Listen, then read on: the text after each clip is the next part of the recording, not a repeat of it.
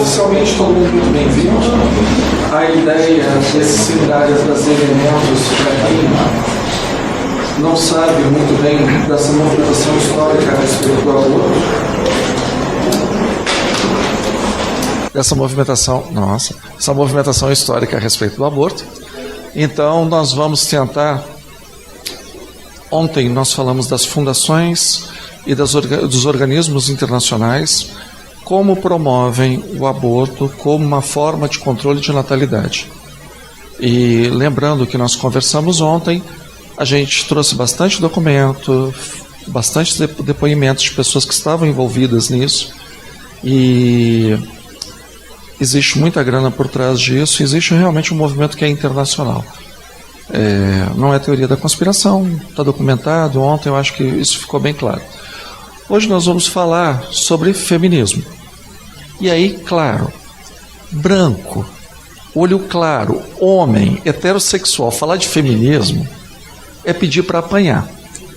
Então vamos começar a pensar do que nós estamos falando, para a gente entender bem os nossos conceitos. Se a gente determina os nossos conceitos, fica muito mais fácil da gente conversar.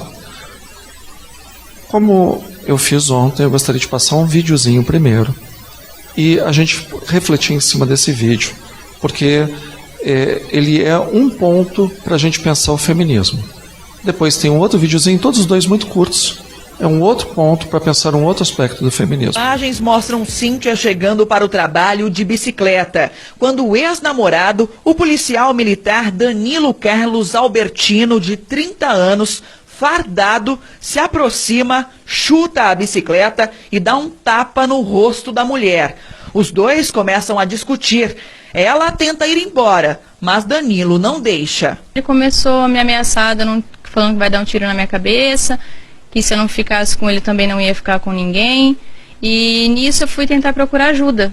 Descer a rua procurando ajuda, ele foi me cercando o tempo todo, inclusive me ameaçando para todo mundo ouvir na rua. Só que o policial militar não imaginava que as agressões seriam registradas por esta câmera de segurança. No dia do ocorrido, Cíntia pediu ajuda a um policial que passava pela avenida. O policial simplesmente desceu da viatura, cumprimentou o Danilo e colocou ele na viatura e dispensou ele fora da cidade. A jovem terminou o relacionamento há 4 meses e diz que o ex-companheiro não aceita a possibilidade dela estar com outra pessoa. Cíntia conta que Danilo, que trabalha em Sertãozinho, na região de Ribeirão Preto, a agrediu outras vezes e que, inclusive, se aproveitava da condição de policial para ameaçá-la. Esse vídeo. A discussão do feminismo não pode existir hierarquia no relacionamento entre homem e mulher. O homem não é superior à mulher. O homem não tem direito de impor a sua vontade em relação à vontade da mulher. Então o feminismo ele surge como uma manifestação dessa busca de igualdade. Partindo desse princípio, eu sou feminista, mais alguém? O homem não pode se impor em relação à mulher, pelo simples fato dele ser homem. Ele não pode bater na mulher, ele não pode xingar a mulher, ele não pode discriminar a mulher no trabalho, ele não pode ficar assediando. Então esse é um ponto comum de todo mundo que entende a luta do feminismo.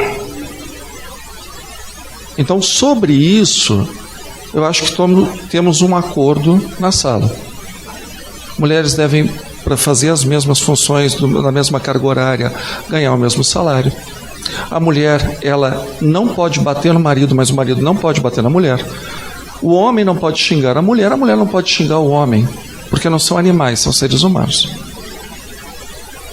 Do mesmo jeito que uma pessoa também não pode bater numa criança, porque está com raiva, e a criança também não pode ser mal educada e sair batendo em adulto. Senão a gente esquece a civilização e volta para a barbárie. Esse feminismo, eu acredito que só uma pessoa desequilibrada não concordaria com ele. E graças a Deus que isso é um comportamento que está diminuindo. Ainda existe, mas está diminuindo cada vez mais. E a legislação tem que proteger mesmo. Agora eu gostaria de mostrar um outro vídeo sobre um outro aspecto do feminismo, que é o feminismo que a gente vai... E esse aspecto, porque o movimento feminista é plural. É que nem você dizer que é vegetariano, é que nem você dizer que é vegano. São diferentes correntes, diferentes visões desses posicionamentos. Não tem um posicionamento único. Cristianismo não tem um posicionamento único. Vamos ver agora uma outra abordagem. Well, a new study in the journal Pediatrics describes it as, quote, unethical to call breastfeeding natural, because doing so might undermine feminism. The study says, quote, coupling nature with motherhood can inadvertently support biologically deterministic arguments about the roles of men and women in the family. Kathy Aru is a journalist and publisher of Catalina Magazine, and she joins us now. Kathy, thanks for coming on. Hey, thanks for having me. So this is kind of a baffling story. One, that people are inserting politics into breastfeeding, which seems like it would be off limits for politics. But, right. But two, why it would be controversial to call breastfeeding natural. If breastfeeding is not natural, what is natural? Well, breastfeeding doesn't come naturally, as pediatricians will tell you. It's not exactly easy. There are lactation specialists out there. There's a whole industry out there. So breastfeeding isn't exactly natural. It doesn't come naturally to women. So what they're saying is, which I'm so happy there's a study out there that are finally letting women not have this guilt trip, that it's okay to hand the formula over to daddy, to the men, and it's natural for a man to feed a baby. So they're saying that only a woman able to feed a child is inappropriate. It's unethical and inappropriate. And I'm so glad that women are let off the hook. Finally. I mean, it's not unethical or inappropriate, whatever those words mean. I mean, it's the opinion of some physicians that breast milk is superior to formula, and other people disagree, and it's a debate that has raged for quite some time. But what you seem to be saying is it is bad because it suggests that women have a different role in motherhood than men do, but would they do because women are the only people biologically capable of bearing children? Is that now a controversial observation? Well, the study is saying, though, that women are not the only ones who could feed the children. So that's what they're trying to say. It is natural for others to be able to feed the children. So the whole burden is not on the mother. So that's what they're trying to say with this study. Okay, but that's okay. First of all, of course that's true. Right. Of course.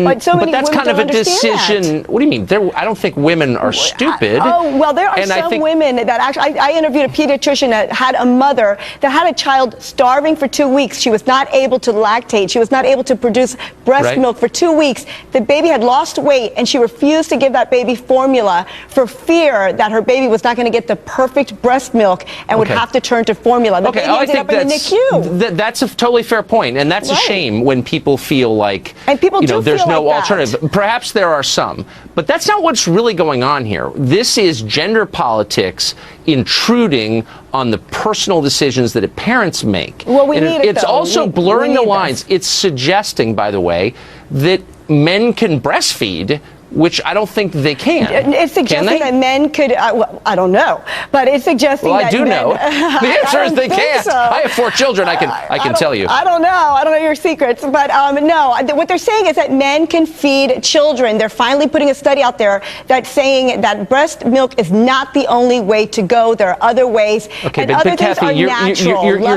You're dodging what I'm saying. Look, I strictly speaking, I don't disagree with you. Thank you. But the debate is whether breast milk is better or worse than formula. And again, that is a scientific debate that nutritionists and physicians can have. Right. This is feminist groups saying, how dare you suggest that it's better for women to feed babies because that somehow ties them biologically to the act of procreation. And my only point is, feminists, as usual, are helping to obscure biological realities because they don't like them. And that's an attack on science, and I'm against that. It's a study that's just saying it's inappropriate to say that breast milk is the only natural way to feed a child. A man could naturally feed a child in other ways. Well, actually, a man can't naturally feed a child. A man can't produce formula. I mean, baby, and naturally give it formula. Natural. It's natural. Loving is natural.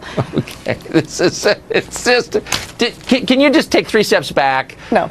and acknowledge that there's something pretty awful about inserting gender politics into something as beautiful and intimate as the first days of a child's life. You know and maybe parents could say, hey, back off. It's not beautiful. Breastfeeding is not beautiful. Breastfeeding, it causes so many headaches, and it can be so horrible. And as a pediatrician told me, it doesn't come naturally for so many women. So this study, I think, is wonderful because so women can finally step back and say, wow, it's okay to hand the bottle and the baby over to dad or my girlfriend or whatever the case may be. Half of that sentence is correct, of course. It is absolutely okay to do that. Thanks. But I'm just wondering, final question for you, because this is giving me a little bit of a headache. I'm sorry. No offense to you. No, it's not your fault, but just the whole subject is so crazy.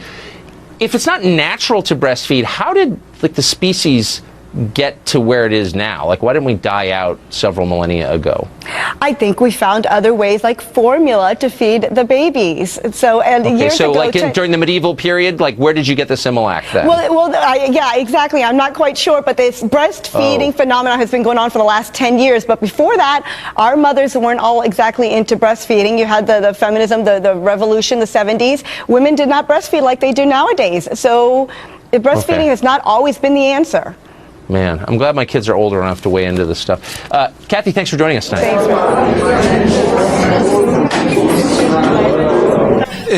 O que nós vamos discutir hoje é exatamente essa outra abordagem.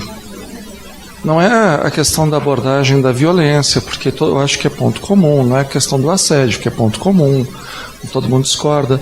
A questão é quando uma agenda, quando uma ideologia ela começa a permear e fazer uma barreira contra uma coisa natural como a amamentação.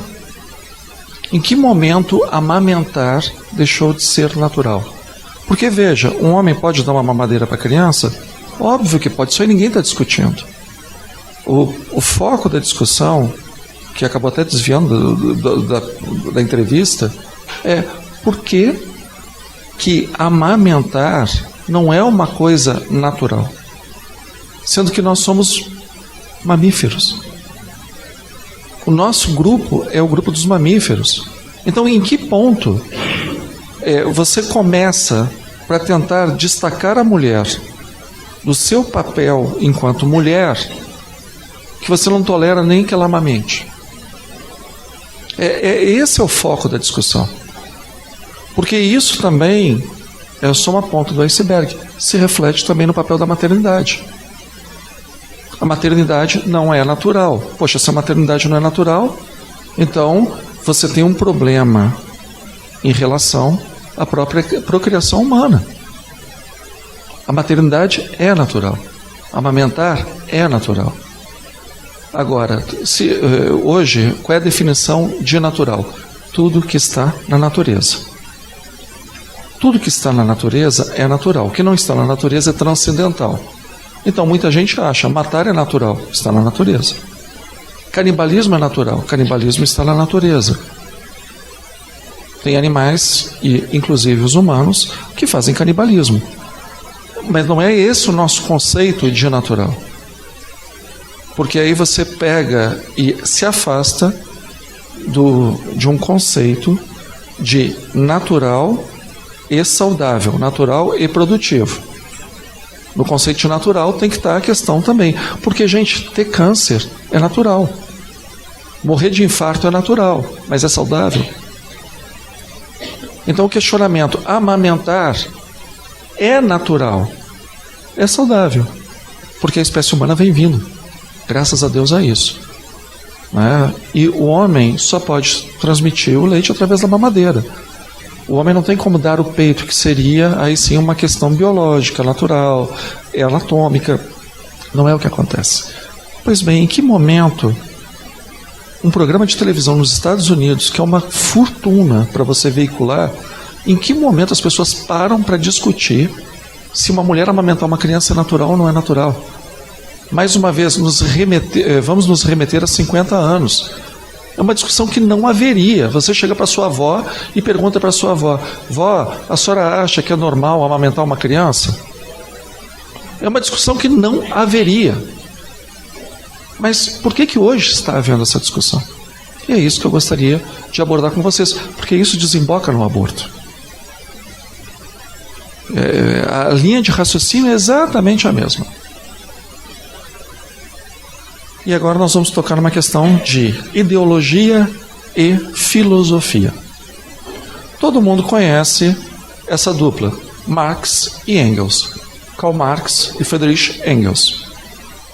A ideia dessas pessoas, eles estão vivendo já o final da Revolução Industrial, onde você tem as máquinas substituindo pessoas, pessoas indo para as cidades, pessoas pobres e industriais cada vez mais ricos, jornadas de trabalho cada vez mais opressivas, incluindo mulheres, crianças, adultos, não tinha problema, era democrático, todo mundo trabalhava até morrer.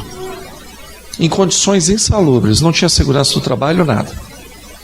Essas pessoas olham para isso e se revoltam contra essa opressão de quem tem capital em relação a quem produz o trabalho, que é o proletariado. Eles percebem essa tensão e eles aguardam que haja uma revolta dessas pessoas oprimidas, que elas tomem os meios de produção e elas tomando o meio de produção, haja uma igualdade. O nome disso é comunismo. A ideia é essa. Você tira, desaparece com o Estado. Vai ter uma transição do socialismo, depois do comunismo. Beleza. Comunismo todo é comum. Vai haver uma revolução do proletariado. Nós vamos tomar os meios de produção. Todo mundo vai ser igualzinho. Ok. Mas, tanto Marx quanto Engels são pessoas que são intelectuais, são pesquisadores. Eles começam nessa visão no Manifesto Comunista, no Capital, vão desenvolvendo ideologia alemã e os anos vão se passando. Marx tem acesso a um livro chamado Ancient Society. A pronúncia não saiu muito boa, mas é isso aí. Sociedade Ancestral. Nesse livro, que é escrito por um americano, analisando as tribos lá da América do Norte, ele começa a perceber que nessa comunidade descrita por esse antropólogo, nós temos uma sociedade que é igual. Mas olha que interessante, as pessoas nos seus relacionamentos também não têm papéis definidos. Todo mundo faz a mesma coisa. E a partir daí ele começa a fazer suas anotações, só que ele falece. Engels pega as anotações de Marx, pega o livro que Marx está fazendo, né, ali o seu fichamento, e coloca também as suas ideias. E basicamente é quase um cristianismo materialista. Como é no cristianismo? Nós vivemos num paraíso, papai e mamãe, Adão e Eva, fizeram besteira, caíram na terra e começa o sofrimento. Vai ter um final do mundo, onde as pessoas boas vão ser resgatadas, as ruins vão ser punidas, Nova Jerusalém, aquela maravilha, inferno para quem for chato, e está resolvido. No comunismo, você tem uma visão muito similar. Houve uma época que todo mundo era feliz, todo mundo era igual, todo mundo tinha acesso aos meios de produção. Não tinha gente com mais bem de produção, rica e pobre. Não tinha opressor e oprimido, todo mundo estava junto. Pois bem, isso se perdeu. A partir do momento que se perdeu, quando o homem deixou de ser nômade, ficou sedentário, os mais fortes ficaram com os meios de produção. E os mais fracos foram alienados dos seus meios de produção. Por isso que Marx usa muito a palavra alienação. Alienação não é da cabeça, alienação é da riqueza, dos bens de produção. E, em algum momento no futuro, em vez de ter um juízo universal, como os cristãos, os judeus, os muçulmanos acreditam, vai haver uma grande revolução do proletariado. E tudo vai voltar para o Éden, onde tudo era comum. Essa é a ideia deles, baseado nessa análise das tribos iroqueses, lá do norte dos Estados Unidos. E fazendo uma análise sobre esses grupos, a conclusão que se chega é: a primeira opressão que houve foi quando fundaram a família. quando o homem toma posse da mulher e aliena a mulher do seu papel de igualdade. Aliena a criança, a minha mulher, o meu filho. E aí nós temos uma sociedade patriarcal. Porque na sociedade anterior à matriarcal, todos os bens de produção iam para as mulheres e as mulheres faziam a comida, distribuíam, cuidavam das crianças. Na patriarcal, todo bem de produção vai para o homem. E ele, na visão Marx e Engels, a ideia é que eu tenho que ter a minha mulher. Agora já não dá para ser aquela coletividade de homens e mulheres promíscuos.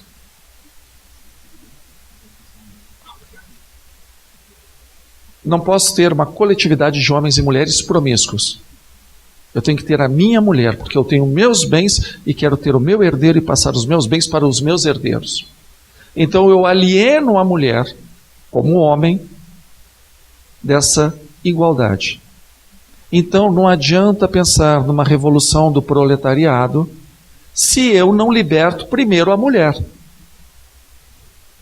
Qualquer intervenção contra o sistema burguês tem que começar na família.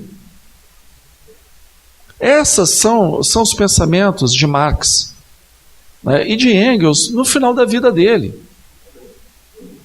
Se eu quiser ter uma revolução socialista, uma revolução comunista, que realmente tome conta das coisas, a primeira questão que eu tenho que acabar é com a alienação em casa, com a opressão patriarcal em cima da mulher. Todos acompanhando até aqui?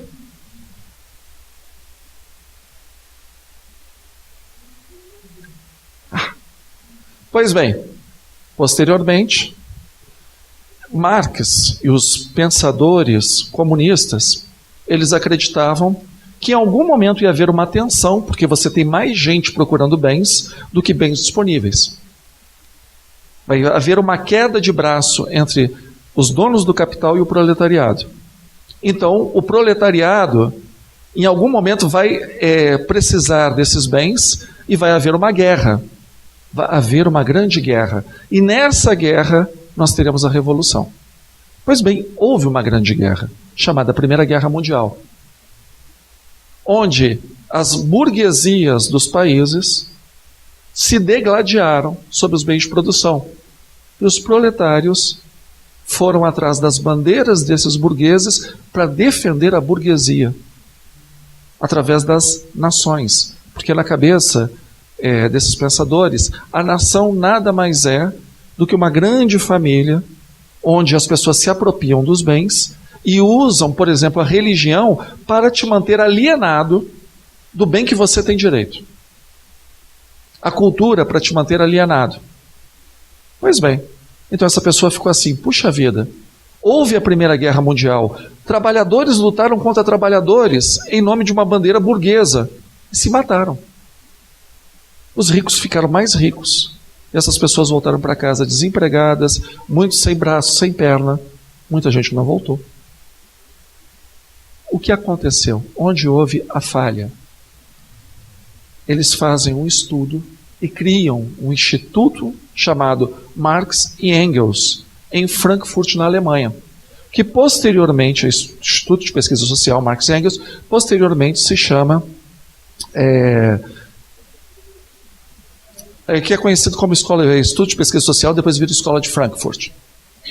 A ideia é, vamos repensar a base do comunismo e vamos ver o que aconteceu. Por que que não deu certo essa revolução do proletariado?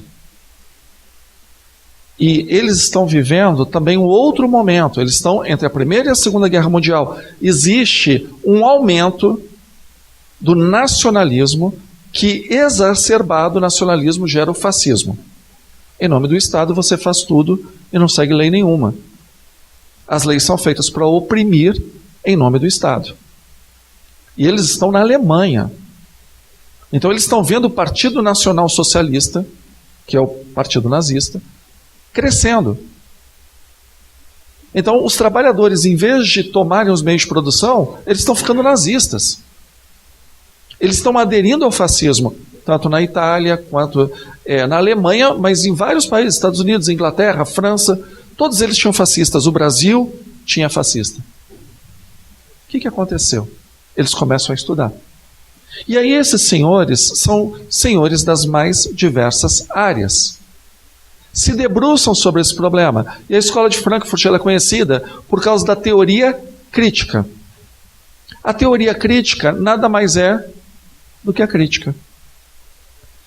Se nós vivemos numa sociedade burguesa, numa sociedade opressora, você tem que criticar a cultura dessa sociedade para que as pessoas revoltadas com as críticas que você oferece, você mina a base dessa sociedade, dizendo que está tudo errado, que nada funciona, que tudo foi feito para você pensar o mundo como esses opressores querem que você pense. E você criticando isso, você mexe com a cultura das pessoas e a partir dali, você tem uma tomada dos meios de produção. E aonde você tem a repetição opressora? Na família.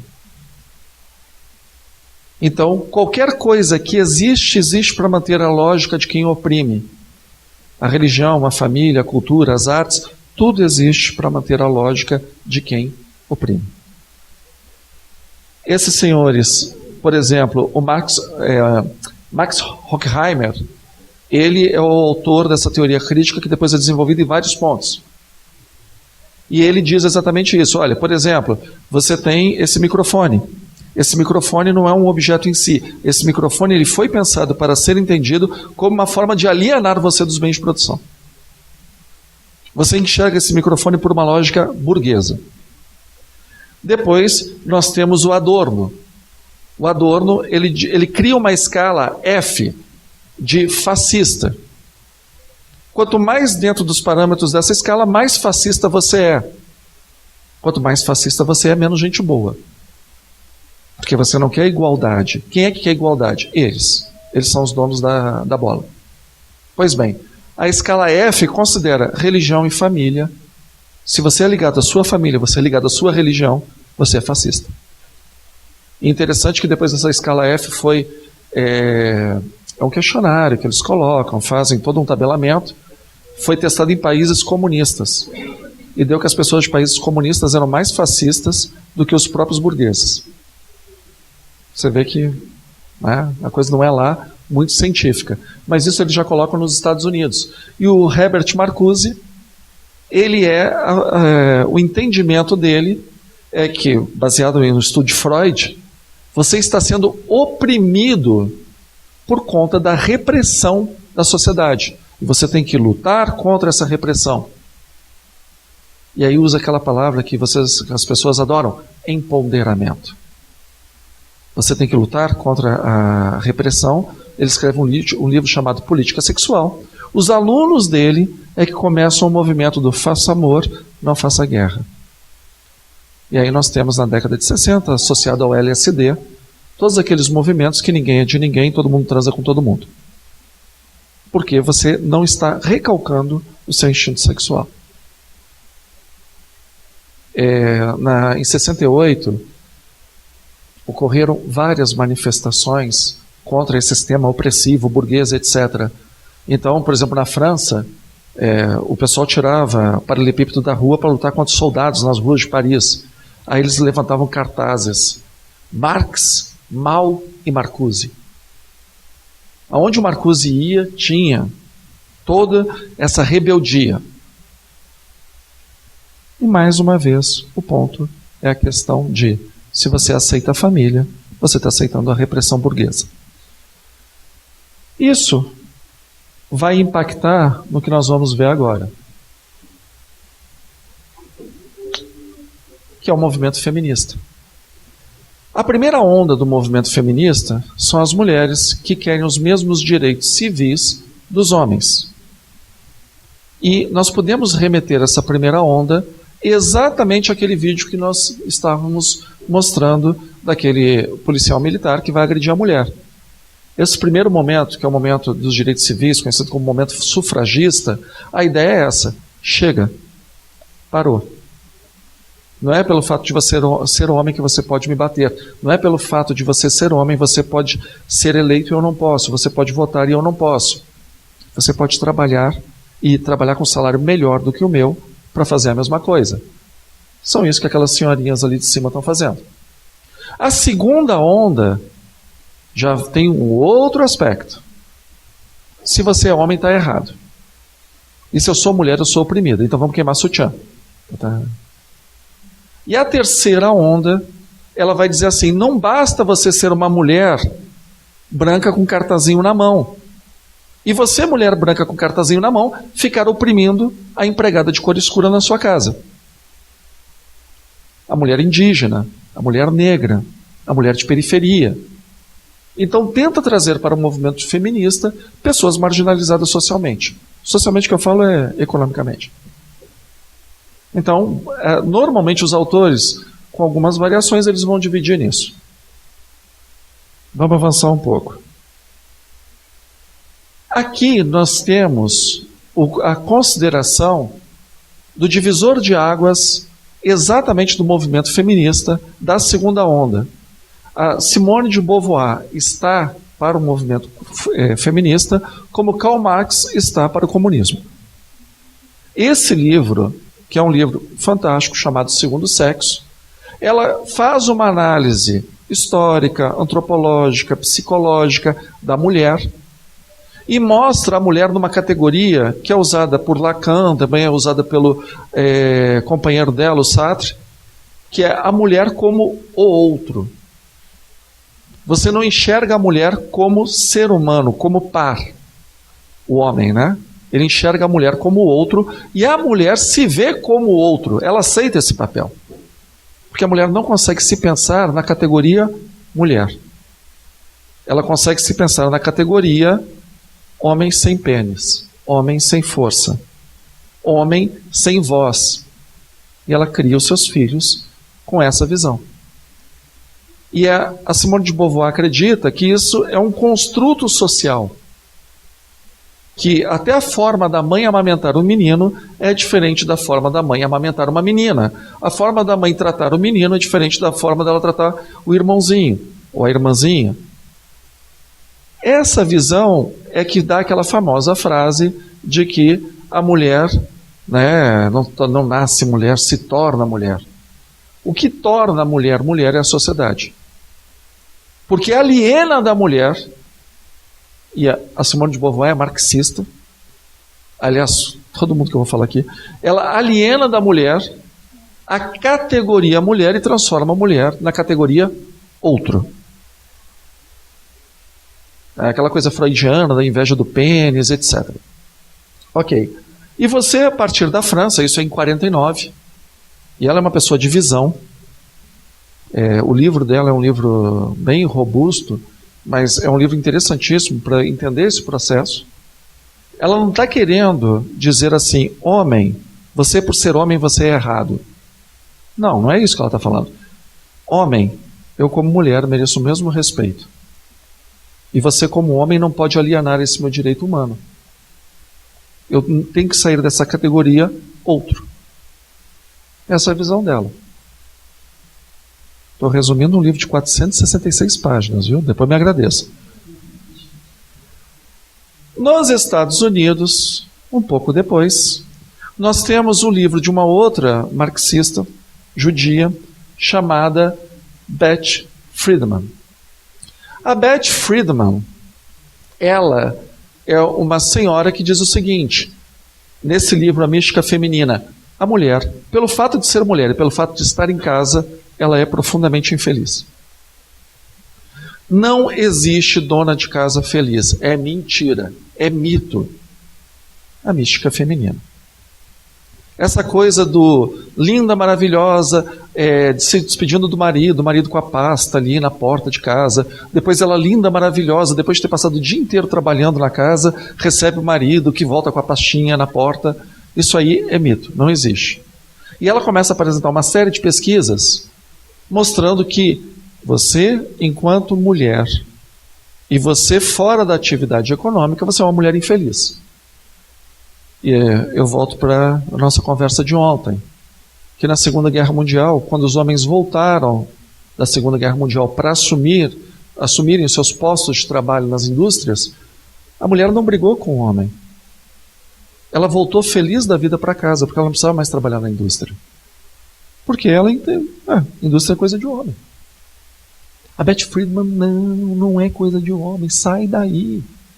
Enquanto você estiver em casa, e bate com o que a Simone de Beauvoir também fala, você vai ficar, é deprimente quando você lê essa parte do livro, você vai ficar velha, você vai ficar infértil, uma mulher que passou pela menopausa, ela é um homem mal acabado, palavras da Simone de Beauvoir, não são minhas, logo o homem te descarta, e você não tem trabalho, você não tem emprego, e você já está com 40 anos, 40 anos, hein, puxa, você já está velha, caquética com 40 anos, não vai conseguir nada, e o cara vai te trocar por uma menininha de 20.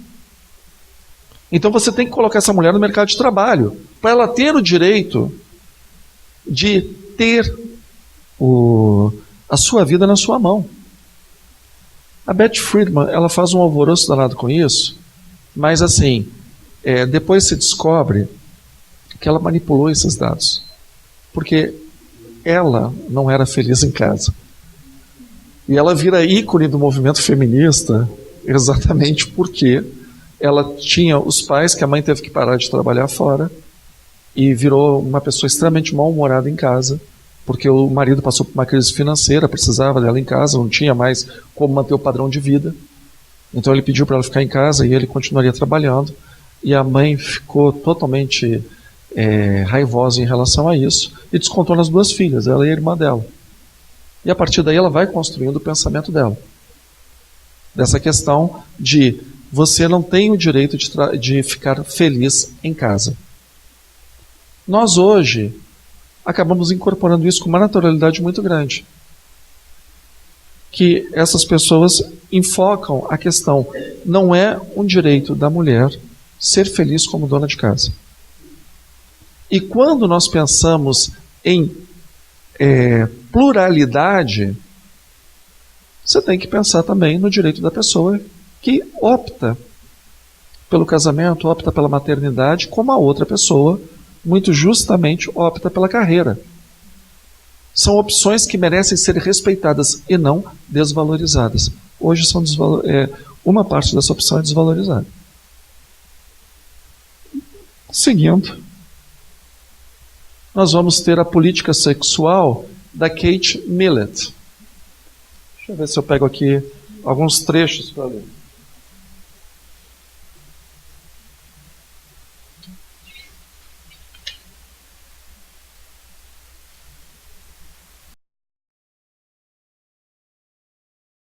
Vamos voltar um pouquinho para Beth Friedman. A sociedade deve ser reajustada para que as mulheres, que por acaso são as pessoas que dão à luz, pudessem fazer uma escolha humana e responsável a respeito de terem filhos ou não, e quando os terem. E, portanto, se não fossem barradas de participar na sociedade usufruindo de seus próprios direitos. Isso significa a legalização do aborto seguro e do controle de natalidade, do direito de licença maternidade, dos centros de assistência infantil, caso a mãe não queira retirar-se completamente da sociedade adulta durante os meses de gestação, e de um equivalente à lei de reajuste dos militares, porque os militares nos Estados Unidos, quando voltam para a guerra, eles têm uma pensão para ficar em casa, é a lei dos reajustes militares às mulheres que decidam ficar em casa com seus filhos, pois me parece que a maioria das mulheres ainda preferia ter filhos, mas menos fariam essa escolha caso a educação dos filhos não fosse mais a única estrada que as pudesse levar ao reconhecimento econômico e social, o que era uma participação sofrida na vida. Então, a questão de ter filhos é colocada como uma participação sofrida. E a questão de ter filhos é colocada como barradas de participar na sociedade usufruindo dos seus próprios direitos. A maternidade é uma forma de barrar você de usufruir dos seus direitos. Por isso que nós temos que aprovar a lei do aborto. E ela faz uma organização nos Estados Unidos, junto com Bernard Nathanson, que aquele médico que vocês receberam o texto, que fez mais de 5.000 abortos, e eles fundam uma associação, e essa associação consegue, a grande vitória deles é no caso Roe versus Wade, onde os Estados Unidos não criminalizam mais o aborto. Sigamos com a Kate Millett. A Kate Millett, ela se debruça sobre essa obra da origem da família, do Estado e da propriedade privada do Estado, e ela diz assim, olha, o problema é que tentaram isso na União Soviética. Mas por que isso não deu certo? Nem na União Soviética e nem em outros países que isso foi tentado. Porque você não tem um substituto para a família. Então o que aconteceu na União Soviética é que eles tentaram aprovar todo tipo de legislação para evitar a opressão e a repetição da cultura burguesa em casa. Como eles não conseguiram, depois que isso era aprovado, lei do divórcio, lei do aborto, incentivo para a mulher trabalhar fora, que começou a diminuir a natalidade, e aí começa a ter o problema da Segunda Guerra Mundial e da Guerra Fria, eles proibiram o divórcio, proibiram o aborto, botaram a mulher em casa para poder gerar filhos para o Estado. E aí, quem aliena a mulher não é mais o marido. Quem aliena a mulher do seu empoderamento, agora é o Estado. Então isso não pode, também tem que ser, você não tem que se rebelar, né, em tese, só contra o marido, mas contra as leis do Estado que oprimem a mulher, seja o Estado burguês ou o Estado totalitário. E aí nós vamos ter essa senhora, Sulamit Firestone, que ela vai um pouco mais além nisso. Ora, todos os males de opressão feminina, eles aparecem na família. Não adianta só você aprovar divórcio, não adianta só você aprovar lei do aborto, porque a família tem uma estrutura opressora por natureza. Você tem pais e filhos, marido e mulher, você tem irmãos. Você tem que mexer nessa estrutura. A melhor forma de você mexer nessa estrutura é derrubar o tabu do incesto. Porque você mistura os papéis do pai com a filha, da mãe com o filho, dos irmãos entre si. E aí sim você acaba com a opressão. Estão achando que é papo meu? E assim como a meta final da Revolução Socialista não era apenas a eliminação do privilégio da classe econômica, mas também da própria distinção de classe econômica, assim também a meta final da Revolução Feminista deve ser, ao contrário, a meta do primeiro movimento feminista, não apenas a eliminação do privilégio do homem, mas também da própria distinção sexual. As diferenças genitais não mais significariam nada culturalmente. E aí ela fala, uma volta à pansexualidade livre, a perversão polimorfa de Freud provavelmente substituiria a hetero, a homo e a bissexualidade. Se todo mundo transa com todo mundo, vocês não têm mais distinção entre héteros, homos e bissexuais, porque todo mundo está igual. Você não tem mais a moral burguesa. O que esse pessoal chama de moral burguesa é cultura judaico-cristã. É isso que eles chamam de moral burguesa. A forma de nascimento das crianças seria idêntica para o homem e a mulher. Ou então, encarando-se de um outro ponto de vista, ambos se sentiriam independentes em relação ao nascimento. Todo mundo transa com todo mundo. Né? A dependência que a criança tem da mãe daria lugar à dependência muito reduzida a um pequeno grupo. O grupo que todo mundo transa com todo mundo. Né? Graças a Deus que essa ideia não vingou. E qualquer vestígio de inferioridade em relação aos adultos referente à força física seria compensado culturalmente. A divisão do trabalho acabaria, junto com a eliminação total do trabalho. A tirania da família biológica seria quebrada. Então, e quando ela fala daqueles valores de natureza, ela diz assim, Admitir que o desequilíbrio sexual do poder está baseado biologicamente não significa perder nossa causa. Ou seja, o homem é mais forte do que a mulher. A mulher engravida, isso é biológico. Ela coloca, isso aí não quer dizer que a gente deva abrir mão da nossa causa. O reino da natureza não reina absolutamente. Assim, o natural, entre aspas, não é necessariamente o valor humano, humano entre aspas. A humanidade começou a superar a natureza. Não podemos mais justificar a conservação do sistema discriminatório de classes sexuais, sob o pretexto que originou na natureza. Parece que exclusivamente por causas pragmáticas, nós precisamos, na verdade, nos desfazer dele. Desfazer da família.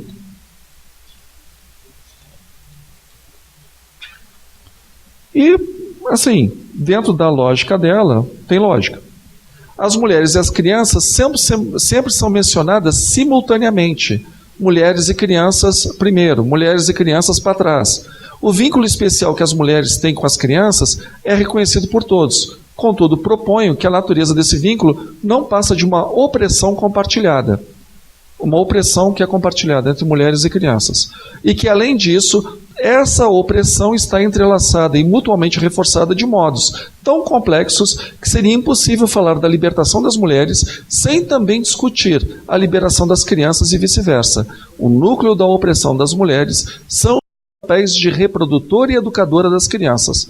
E, por sua vez, as crianças são definidas em relação a esse papel e não psicologicamente formadas por ele. Então, por que a mulher é oprimida? Porque ela tem um papel biológico. Mas a mulher ela é oprimida porque ela tem uma criança, ela precisa cuidar daquela criança. Então você não liberta só a mulher, você liberta a criança também. Precisamos incluir na opressão das crianças em todo o programa de revolução feminista, ou estaremos sujeitos ao mesmo fracasso que tão frequentemente acusamos os homens, de não nos termos aprofundado suficientemente em todas as análises, e ter escapado ao importante substrato da opressão, meramente porque esse substrato não dizia respeito diretamente a nós. Então você não basta ser feminista, você tem que lutar também pela independência das crianças. Só para encerrar, depois desse modo, vemos que a sociedade baseada na família, nas repressões originadas no tabu do incesto, tornam impossível uma sexualidade plenamente satisfeita para qualquer pessoa, e possível só para poucos na prática sexual satisfatória. Os homossexuais de nossa época são apenas as maiores vítimas do sistema de sexualidade reprimida que se desenvolve na família. Mas, embora a homossexualidade hoje seja tão limitada e doentia quanto a nossa heterossexualidade, breve chegará o dia em que a transexualidade saudável será a norma. Mais uma vez, todo mundo transa com todo mundo.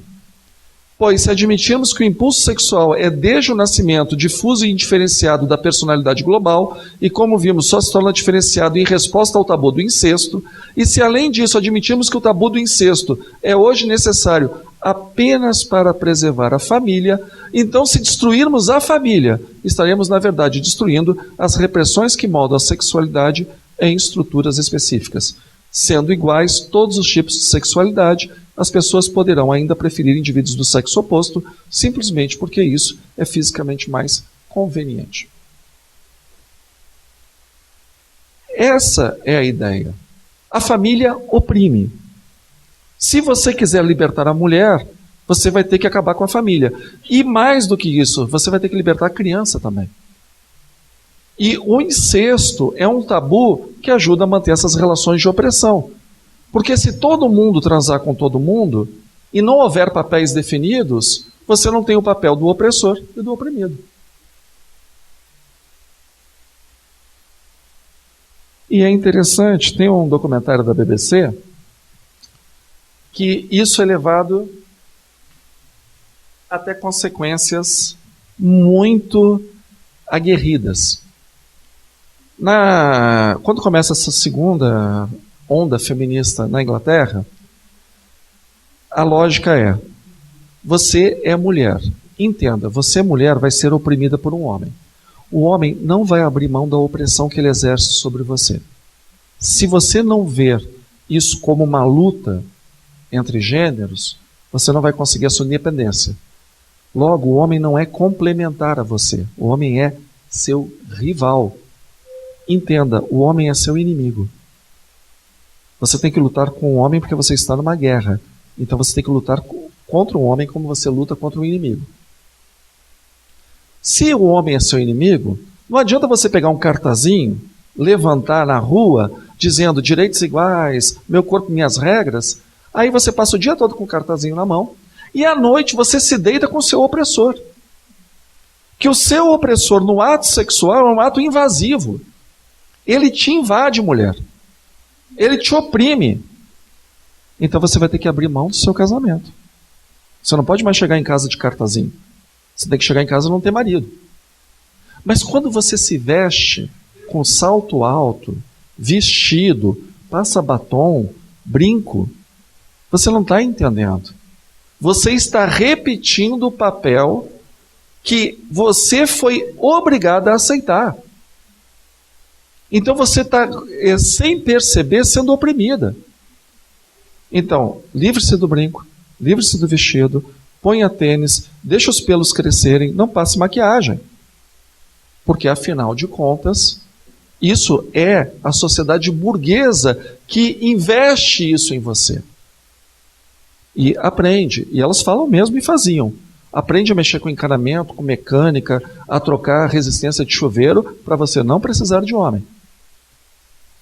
Mas, para aí, se você não precisa de homem e você tem a libido, mas como você, não podendo ter relacionamento com um homem opressor que te invade todas as noites, como que você vai ter um relacionamento?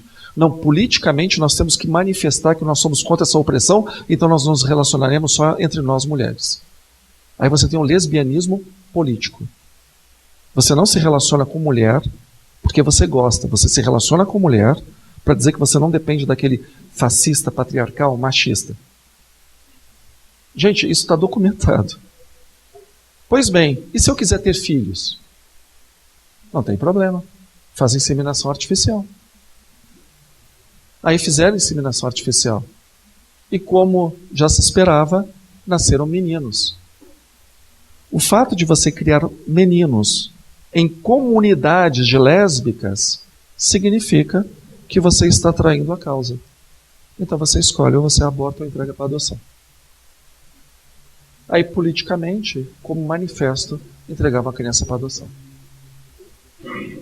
Essa foi a segunda onda do feminismo na Grã-Bretanha.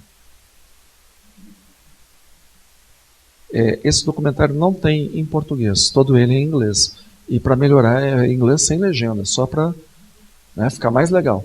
Mas é um documentário da BBC que tem. Você joga lá, BBC, feminismo, vai aparecer. Então, o feminismo deixa de ser uma luta contra a opressão e passa a ser opressão contra a opressão. Não é assim, homem, eu sou mulher, me respeita. Não, é homem, eu sou mulher, você é homem. A gente é inimigo natural, cão e gato. Aí nós vamos ter a Monique Wittig, que ela é... Oi? Ela também é feminista, francesa, depois vai morar nos Estados Unidos, e ela tem o ativismo lésbico. Ela é lésbica, mas ela entende o lesbianismo como ativismo político. Você não é feminista se você não for lésbica. Porque não faz sentido você ficar sujeito a um homem. Imagina, na cabeça de uma feminista, você fazer algo na cozinha para o seu marido. Não faz sentido. Você dizer para o seu marido, olha, a camisa está com furo. Não, você não tem que falar nada. Isso aí é opressão. É burguesia. E a Monique Wittig,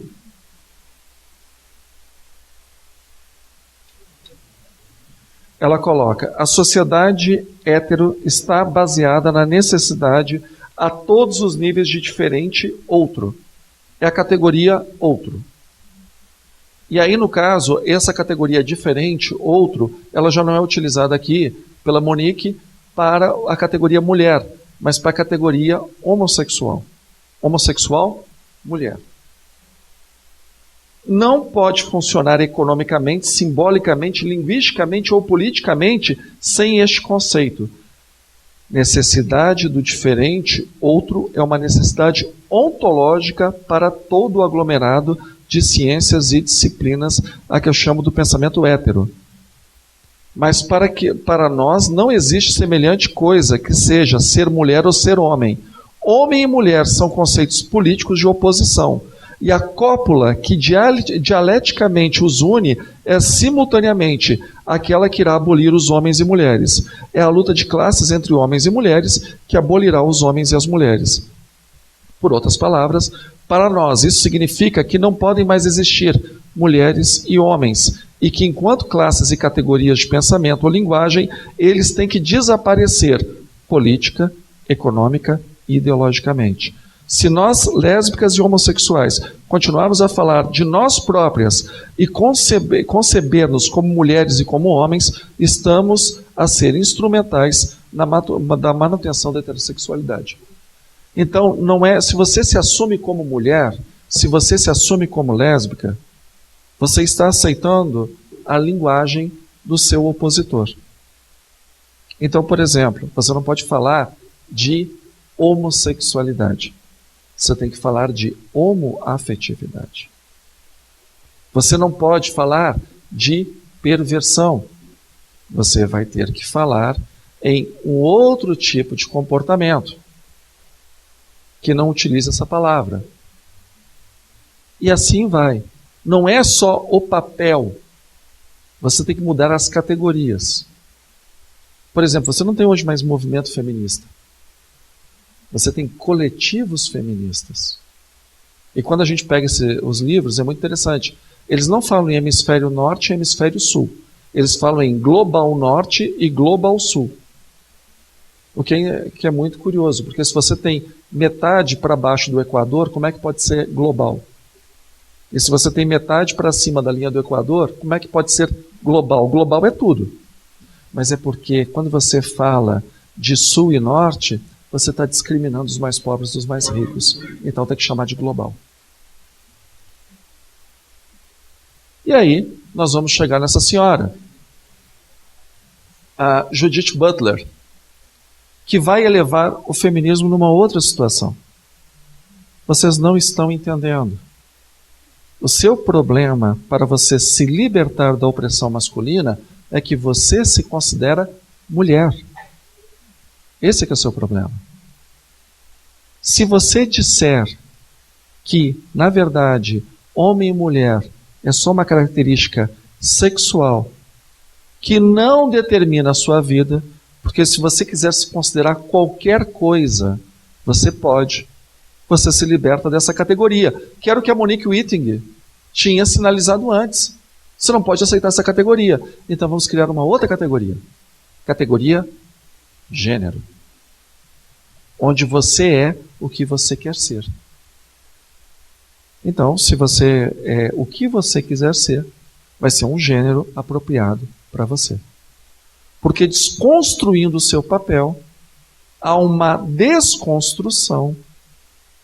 E desconstruir o seu papel de mulher significa desconstruir você como ser, como ente biológico, significa desconstruir você como mãe, como fêmea, como esposa, como uma pessoa do sexo feminino.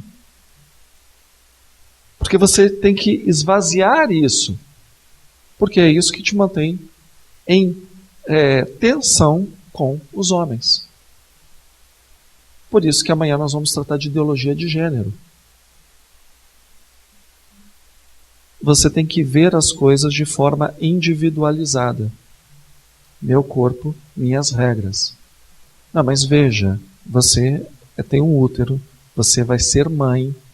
Não, isso aí é uma categoria que eu não aceito. Não, não é uma categoria. Você tem útero, você tem ovário. Não, isso é uma imposição burguesa. E é por isso que o nome se chama ideologia. Porque você se desgarra do real e vira uma ideia. E aí o que acontece? Você vai ver uma mulher dizendo que amamentar não é natural para uma mulher. Porque, afinal de contas, é uma imposição que tenta te colocar num papel de subserviência em relação ao homem. Houve uma época que todo mundo era feliz e que o homem não era o seu dono. E nós queremos voltar para essa época.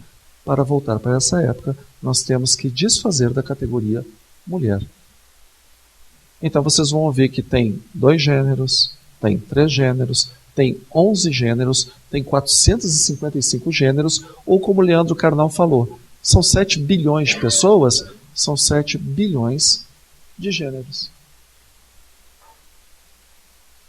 Peraí, mas eu desde menino me sinto inclinado para as coisas de menino. Não, meu querido, isso é construto social. Construto social. Sua mãe, a Dona Yara, é que te criou para ser menino. Tá vendo? Que coisa. E amanhã nós vamos abordar a questão do gênero, porque o que acontece hoje na Europa, principalmente, e no Canadá, isso hoje se impõe como regra. Se você não tem papel de mulher, se o papel de mulher é optativo, o que acontece? Você não tem obrigação nenhuma em relação com maternidade.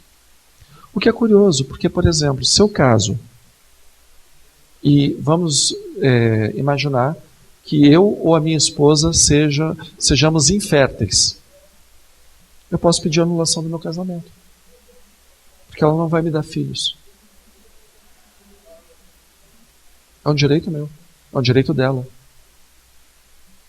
Na Igreja Católica que não admite divórcio, essa é a única situação, praticamente, que você vai conseguir o divórcio. Quando você esvazia a categoria mulher, vale tudo. Porque afinal ela não é mais mãe, ela não amamenta, ela não tem compromisso nenhum com prole. Então ela pode pegar o bebê pequenininho, deixar na creche, ou fazer como eu vejo muitas vezes nos restaurantes, que vai a mãe e o pai e leva a babá. Ele já passa a semana inteira trabalhando, chega no final de semana, a babá ainda cuida da criança. Terceiriza para os avós, se você não tiver babá, e por aí vai. Basicamente, é isso. Então, quando você alcança a família com esse tipo de ideologia, você não está discutindo que a mulher não pode trabalhar, você não está discutindo que o homem não pode gritar com a mulher, não pode bater, você não está discutindo que a mulher tem que ter salários iguais aos dos homens. Não é isso que está sendo discutido. O que está sendo discutido é como nós vamos alcançar uma sociedade revolucionária. E alcançando essa sociedade comunista ideal, utilizando as mulheres, afastando as mulheres do papel que lhe é imposto pela sociedade, deixando de alienar a mulher. Então, basicamente, você tem uma teoria marxista que se impõe no movimento feminista. E aí,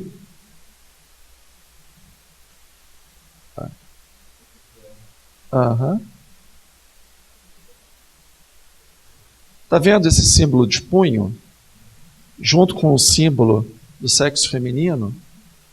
Exatamente, isso aqui é luta marxista. É isso.